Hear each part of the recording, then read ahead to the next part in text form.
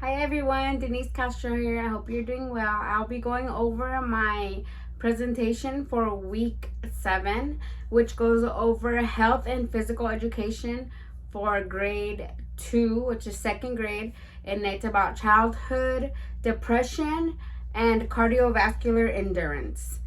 And sorry, I have it right next to me so I can go over what I'm going to be going over, and a couple of the things that I'm going to go over.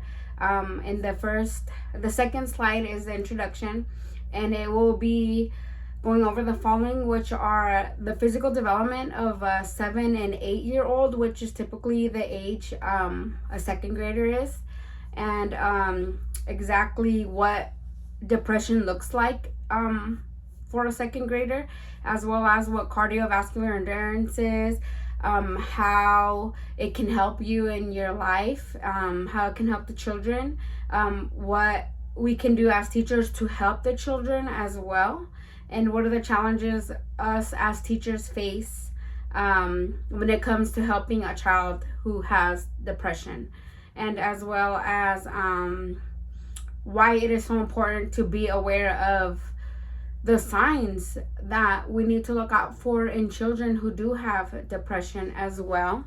And so the third slide is physical development in a second grade student.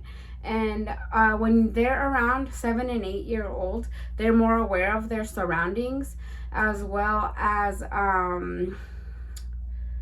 knowing right from wrong, and as well as they start to be more athletic, and around that age they start to improve their strength, and their endurance as well starts to develop, and they take more interest in sports around that age as well.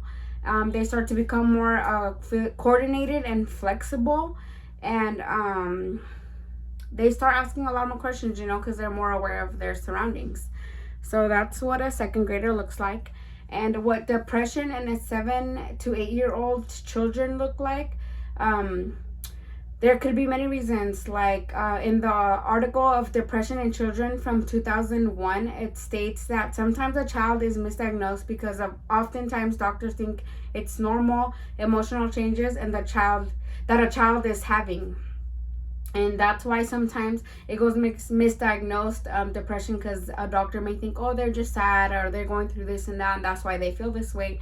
And so in second grade as well, they start to develop their self-confidence, and it's important to look for any signs of depression, which I will be going over what depression can look like. In the next slide, there's so many different things that the CDC states in their 2023 article. And a few of those are a child looking very sad, and they get upset easily, like they get triggered easily. Not being able to focus and pay attention in class, their grades dropping, not wanting to do anything that they used to love to do, not wanting to talk to their friends, family, and changing their habits. Say they used to do something like previously, like I said, changing what they love to do, now not wanting to do it because they don't have any interest in doing it. Those are a few things that are visible in a child with depression. And then there are ways that us as teachers can help a child who is experiencing all these things. And the IBCCES from 2020 mentions that there's many ways we can help a student overcome depression. And some of them that they mention in the article is, first thing is not being afraid to speak to the children about their feelings, because sometimes we're like, oh no, I don't want to ask them, oh, why are you feeling this way? Why is this going on? Or we don't want to, how do you say it? Like, maybe they are not comfortable. Maybe we may feel like they're not comfortable, but we need to let them know that we care and we want to know what's going on, to help them in whatever situation they may be going through at home.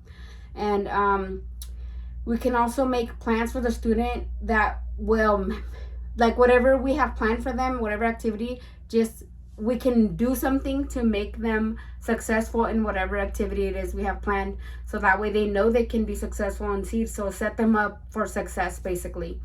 And then also, if there is a health professional on campus, like, we should set up the appointments for them so they can talk to a therapist or anyone on campus that can help, that is working there at the school to help children with any social or anything emotional that's going on in their lives. The next slide is challenges faced by teachers when it comes to children with anxiety. And it says, since depression causes a child to have mood swings, this can make it particularly hard on a teacher when the child keeps being disruptive. And I've experienced this in some of the classes that I was subbing for. Some kids, they will be disruptive, and it makes it hard for you as a teacher to be able to focus on the rest of the class when one is distracting the rest. And I think that's like another sign, that something's not okay. And not having good support from other staff can be troublesome if you feel like you're alone in helping a child with depression. So if you feel like you can't reach out to your staff, to the other staff, your coworkers, then, who can you ask for help? If you can't even ask your coworkers, you don't feel comfortable, that can be a challenge for us too. And if a teacher yourself, if say I'm going through depression, how am I going to help someone else with depression if I'm going through it myself?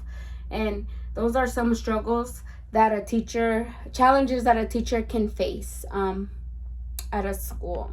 So the next section is on cardiovascular endurance. What is cardiovascular endurance? The Cleveland Clinic mentions that cardiovascular endurance is a way to see how a person's physical fitness is, and it's also known as aerobic fitness. How well your lungs and your heart can support your oxygen levels while doing high intensity workouts is what cardiovascular endurance is.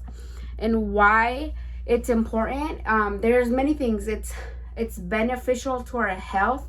It can make you stronger. Having good cardiovascular endurance prevents many health problems, and as well as to keep a child to be able to keep up with their physical activity. If they have good cardiovascular endurance, they'll be able to keep up with all the activities that you may have planned for them. As to someone who doesn't have good cardiovascular endurance, it's going to be hard for them to keep up with any activity we might have them do during PE. The next slide is how we can help a child build cardiovascular endurance. There are many ways, even adding on extra time every single day. I have a set schedule. I add a minute a day, even say, we're gonna do a minute jumping jacks. The next day, make it a minute and a half. Adding little by little will build their cardiovascular endurance, and making it also a fun activity. Any physical activity, whatever you may have planned, it could be an obstacle course, anything fun. In this section you're gonna do sit-ups, and this one jumping jacks, and this one push-ups, anything every day. Make it different. That way the different activities, they don't get bored doing the same thing, will make them want to exercise more. So having a set daily routine will help a child in achieving to getting better cardiovascular endurance. And the challenges a teacher may face in physical education with cardiovascular endurance, maybe they don't have the right equipment. Maybe there's no good area to do any physical activities with the kids. Like at my old school, there was only a small little area of grass in the quad area, they called it.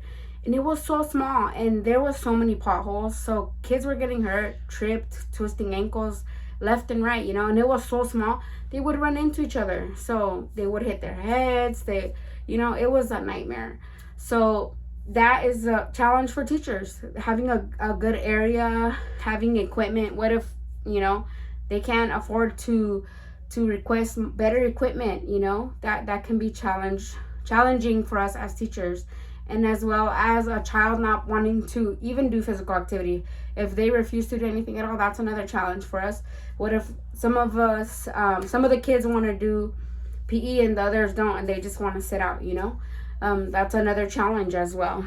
And to conclude everything that I went over with physical activity, with depression in children, it's very important for us as teachers to be able to see the signs of depression in children. That way we can prevent from the child to get even more depressed, we're going through these lessons and classes to be more aware. And I'm grateful that I chose a career where I can make a difference in someone's life. And to me, even the video that we saw last week, like, that made me want to be a better teacher, a better version of myself, to be able to help other students. And as well as knowing how important physical health is, and when it's time to do PE, now I'm gonna know, what to do and what not to do. And I'm excited to apply that to the future, and I'm very grateful for taking this class. And I hope you guys enjoyed my presentation along with my slides, and I hope you guys have a wonderful day. Bye bye.